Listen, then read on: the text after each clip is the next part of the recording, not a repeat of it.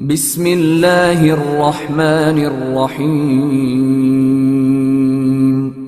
بسم اللہ الرحمن الرحیم۔ آج ہم انشاءاللہ غسل سے متعلق کچھ احکام پڑھیں گے، چونکہ ہمارے ابھی طہارت کا ہی باب چل رہا ہے۔ غسل کب فرض ہوتا ہے اور غسل کا طریقہ کیا ہے؟ رسول اللہ صلی اللہ علیہ وسلم نے فرمایا ان اللہ لا یستحیی من الحق، اللہ تعالی حق بات کو بیان کرنے سے حیا نہیں کرتے۔ تو غسل کے جو مسائل ہیں ان میں بھی بعض دفعہ کچھ ایسی باتیں آتی ہیں جو بظاہر حیا کے خلاف ہیں، لیکن علم کی ایک بات ہے، سیکھنے اور سکھانے میں حیا اگر کریں گے تو پھر ظاہر ہے ساری زندگی جاہل ہی رہے گا انسان۔ اور غسل کے مسائل سیکھنا اس لیے ضروری ہے کہ غسل جب فرض ہوتا ہے تو جب تک مکمل غسل نہ ہو آپ کی نماز ادا نہیں ہوتی۔ رسول اللہ صلی اللہ علیہ وسلم نے فرمایا الماء من الماء، حدیث ہے کہ غسل فرض ہوتا ہے خواہش نفس کے ساتھ جسم سے منی خارج ہونے سے۔ مرد پہ غسل کب فرض ہوگا؟ جب اس کے جسم سے شہوت کے ساتھ منی خارج ہو۔ منی بالکل سفید رنگ کی چیز ہے، ایک ہوتی ہے مزی۔ شہوت پیدا ہونے سے اگر کسی کے مرد یا عورت کے صرف رطوبت خارج ہونا شروع ہو گئی، اس سے غسل فرض نہیں ہوتا۔ جب تک مکمل شہوت پوری نہیں ہو جاتی اور مادہ منویہ خارج نہیں ہو جاتا، چاہے احتلام کی صورت میں ہو یا کسی بھی طرح سے ہو۔ مردوں کے ساتھ چونکہ یہ بہت زیادہ ہوتا ہے نائٹ فال کی صورت میں، مردوں پر غسل کی یہ صورت بہت زیادہ فرض ہوتی ہے۔ جیسے ہی بلوغت ہوتی ہے تو احتلام شروع ہو جاتا ہے، ہفتے میں 1 دفعہ 2 دفعہ 3 دفعہ، بعض نوجوانوں کو روزانہ بھی 2 دفعہ ہوتا ہے، جبکہ خواتین میں یہ والے غسل کی صورت بہت ہی کم ہوتی ہے کہ ان کو نائٹ فال ہو یا اس طرح سے غسل فرض ہو۔ ہزاروں میں کسی ایک عورت کے ساتھ ایسا ہوتا ہے۔ ایک صورت تو یہ ہے غسل فرض ہونے کی۔ دوسری صورت کیا ہے کہ جب انسان اپنی زوجہ کے ساتھ ملاپ کرے اور انٹرکورس ہو جائے، چاہے اس صورت میں ڈسچارج دونوں میں سے کوئی ہو یا نہ ہو، لیکن دونوں پہ غسل فرض ہو جائے گا، مرد پہ بھی اور عورت پہ بھی۔ یہ تو مردوں کے غسل کے فرض ہونے کا۔ مردوں کے غسل میں ایک چیز یہ بھی ہے کہ اگر آپ نے رات کو نیند کی اور صبح آپ اٹھے اور آپ نے کپڑوں پہ نشان دیکھا، اب آپ کو یہ پتہ نہیں چل رہا کہ یہ منی کا نشان ہے یا مزی کا ہے، تو بھی آپ پر غسل کرنا فرض ہے۔ یہی سمجھا جائے گا کہ یہ آپ خواب میں ڈسچارج ہوئے ہیں۔ عورت پر جو غسل فرض ہوتا ہے ایک اور صورت میں ہوتا ہے کہ جب خواتین کو ایام آنا بند ہو جاتے ہیں، حیض یا نفاس سے جب پاک ہو جائیں تو بھی ان پہ غسل فرض ہے۔ یہ تو غسل کی فرضیت سے متعلق احکام تھے۔ کچھ چیزیں ایسی ہیں جن میں غسل سنت ہے، فرض نہیں ہے۔ جمعہ کے دن غسل کرنا، رسول اللہ صلی اللہ علیہ وسلم نے بہت زیادہ تاکید کی ہے۔ سنت کی 2 قسمیں ہیں، سنت مؤکدہ اور سنت غیر مؤکدہ۔ مؤکدہ وہ ہوتی ہیں کہ جن کو چھوڑنے کا اگر کوئی معمول بنا لے تو گناہ کا خطرہ ہے، اور ایسا شخص قابل ملامت ہے، اسے شریعت ملامت کرتی ہے، برا بھلا کہتی ہے۔ تو غسل سنت مؤکدہ ہے، ہفتے میں 1 مرتبہ، چاہے جمعے کے دن ہو یا کسی بھی دن ہو۔ جو مسلمان ہفتے میں 1 دفعہ بھی نہیں نہاتا، وہ کتنا ہی نیٹ کلین ہو، مگر شریعت کی نظر میں وہ قابل ملامت ہے، اسے تانے دینے چاہیے کہ شرم نہیں آتی ہو مسلمان مگر رہتے ہو بھنگیوں اور چماروں کی طرح۔ ملامت تو اسی کو کہتے ہیں نا۔ اس کی دلیل رسول اللہ صلی اللہ علیہ وسلم نے فرمایا، صحیح حدیث ہے، حق علی کل مسلم ان یغتسل کل اسبوع مرۃ، کہ ہر مسلمان پر لازم ہے کہ وہ ہفتے میں کم از کم 1 مرتبہ غسل کرے۔ ہر مسلمان پر لازم ہے، چاہے اس پہ غسل فرض نہ بھی ہو۔ اور کس دن بہتر ہے؟ جمعہ کے دن۔ نبی صلی اللہ علیہ وسلم نے حکم دیا ہے کہ جمعے کے دن غسل کیا جائے۔ امام احمد ابن حنبل کا مذہب یہ ہے کہ جمعے کے دن غسل کرنا واجب ہے، صرف سنت نہیں ہے بلکہ واجب ہے، لیکن جمہور کا مذہب یہ ہے کہ سنت عمل ہے۔ غیر مسلم جب اسلام قبول کرتا ہے تو اس وقت بھی اس کے لیے غسل کرنا سنت ہے۔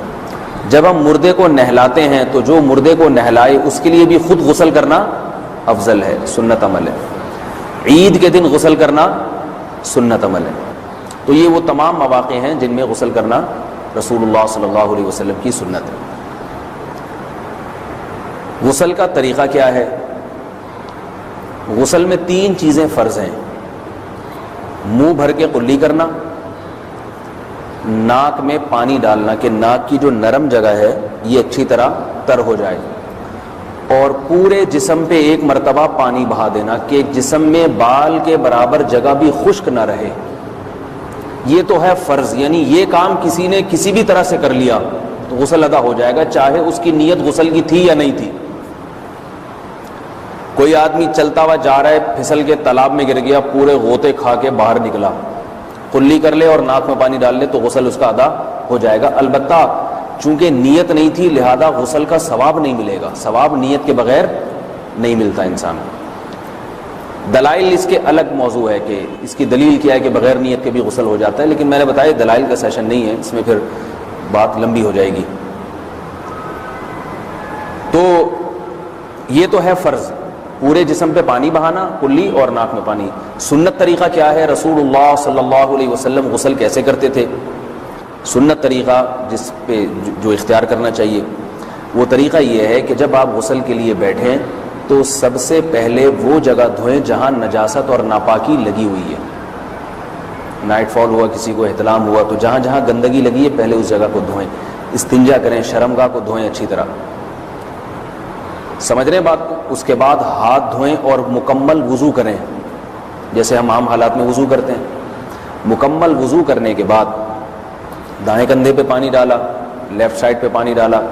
پہلے زمانے میں تو چلو سے غسل ہوتا تھا، ہاتھ دھو لیے تو اب چلو سے پانی لے کے یہاں ڈالا جا رہا ہے، چلو سے پانی لے کے یہاں ڈالا جا رہا ہے، پورے جسم پہ ملا جا رہا ہے، اور چلو سے پانی لے کے 3 دفعہ سر پہ ڈالا جا رہا ہے۔ تو آج کل چلو الو تو ہے نہیں، شاور کے نیچے جا کے کھڑے ہو جاتے ہیں، تو اس میں یہ کہ شاور کھولے اس میں کھڑے ہو جائیں، سارے چلو اس میں خود بخود ہی ہو جائیں گے، پورے جسم پہ پانی بہہ جائے گا۔ نبی صلی اللہ علیہ وسلم کے دور میں یہ جدید چیزیں نہیں تھیں، شیمپو اور صابن، تو آپ صلی اللہ علیہ وسلم بیری کے پتوں سے غسل کی ترغیب دیا کرتے تھے۔ بیری کے پتوں کو اگر پانی میں پکایا جائے تو پانی میں میل کچیل صاف کرنے کی صلاحیت بہت بڑھ جاتی ہے۔ ہمارے زمانے میں اس تکلف کی ضرورت نہیں ہے، صابن ملتے ہیں اس سے نہا لے آدمی، نہایا کریں، بہرحال کہنے کا مقصد یہ آپ لوگوں سے۔ تو یہ سنت طریقے سے غسل ہو جائے گا آپ کا، سمجھ رہے ہیں بات کو؟ سب سے پہلے استنجا کیا، اس کے بعد وضو کر لیا، اس کے بعد غسل کر لیا۔ اگر کسی نے غسل میں وضو نہیں کیا اور ویسے ہی پورے جسم پہ پانی بہا دیا تو بھی اس کا وضو خود بخود ہو جائے گا، اس غسل سے وہ نماز پڑھ سکتا ہے۔ کیونکہ بعض لوگ غسل کرنے کے بعد دوبارہ وضو کر رہے ہوتے ہیں، اس کی ضرورت نہیں ہے، کیونکہ جب غسل کرتے ہیں تو وضو والے اعضاء تو خود بخود اس میں دھل جاتے ہیں۔ یہ ہے غسل کا طریقہ۔ وضو کیسے ٹوٹتا ہے؟ جن چیزوں سے غسل فرض ہوتا ہے ان چیزوں سے وضو تو بہرحال ٹوٹتا ہی ہے، اس کے علاوہ بھی وضو ٹوٹتا ہے۔ اس سے پچھلے لیکچر میں نے کچھ تفصیل بتائی تھی کہ نجاست جسم سے کہیں سے بھی خارج ہو جائے یا نجاست نکل کے بہہ پڑے، اگر قضائے حاجت کی جگہوں سے نجاست خارج ہوئی ہے تو نظر بھی آ جائے وضو ٹوٹ جائے گا، اور قضائے حاجت کے علاوہ جگہوں سے اگر نجاست خارج ہوئی ہے، خون وغیرہ ہے جیسے، تو جب تک نکل کے بہے گا نہیں تو اس وقت تک وضو نہیں ٹوٹے گا۔ سمجھ رہے ہیں بات کو؟ وضو کا طریقہ کیا ہے؟ سب سے پہلے دونوں ہاتھوں کو دھویا جائے، 3 دفعہ کلی کی جائے، مسواک کی جائے، 3 دفعہ ناک میں پانی ڈالا جائے، پھر پورے چہرے کو، پیشانی یہ جو ہے جہاں سے پیشانی ہماری شروع ہو رہی ہے اور تھوڑی کے نیچے، تھوڑی جہاں ختم ہو رہی ہے، اور ایک کان کی لو سے دوسرے کان کی لو تک 4 اعضاء ہیں وضو میں دھونا فرض ہیں۔ 1 چہرہ، نمبر 2 بازو، نمبر 3 سر کا مسا، چوتھائی سر، اور نمبر 4 پاؤں کو دھونا۔ اس کی دلیل قرآن مجید کی مشہور آیت ہے فَاغْسِلُوا وُجُوهَكُمْ وَأَيْدِيَكُمْ إِلَى الْمَرَافِقِ۔ اللہ فرماتے ہیں ایمان والو جب نماز کا ارادہ ہو تو اپنے چہروں کو اور اپنے ہاتھوں کو دھو، سر کا مسا کرو اور پاؤں کو ٹخنوں سمیت دھو۔ دھونے کا حکم ہے قرآن مجید میں۔ البتہ سر کے بارے میں یہ نہیں ہے پورے سر کا مسا کرو، بلکہ آ رہا ہے وَامْسَحُوا بِرُؤُوسِكُمْ، با کا لفظ ہے، با آتی ہے تبعیض کے لیے کہ سر کے بعض حصے کا مسا۔ اب بعض حصے کا قرآن حدیث میں کہیں تذکرہ نہیں ہے، تو اس میں فقہاء کرام کے اجتہادات ہیں۔ امام شافعی فرماتے ہیں تھوڑا سا بھی ٹچ کر لیا سر کو ہو جائے گا، امام ابو حنیفہ فرماتے ہیں نہیں کم از کم 1/4 کا ہونا ضروری ہے۔ سب کے اپنے اپنے دلائل ہیں، ان دلائل میں نہیں جاتا۔ فقہ حنفی کو جو فالو کرنے والے ہیں تو ان کو چاہیے کم از کم 1/4 سر کا مسا، یہ فرض ہونے کے لیے ضروری، مگر سنت کیا ہے؟ پورے سر کا مسا۔ نبی صلی اللہ علیہ وسلم دونوں ہاتھوں کو بھگو کے پورے سر کا مسا کرتے تھے ایسے، سمجھ رہے بات کو؟ اور مسح کے جو یہ ٹیکنیکل طریقے ہیں کہ آپ یوں پہلے انگلی بنائیں پھر یوں لے کر جائیں پھر یوں گھما کے لائیں پھر یوں، یہ ٹیکنیکل طریقے حدیث سے ثابت نہیں۔ مسح کا طریقہ کیا ہے؟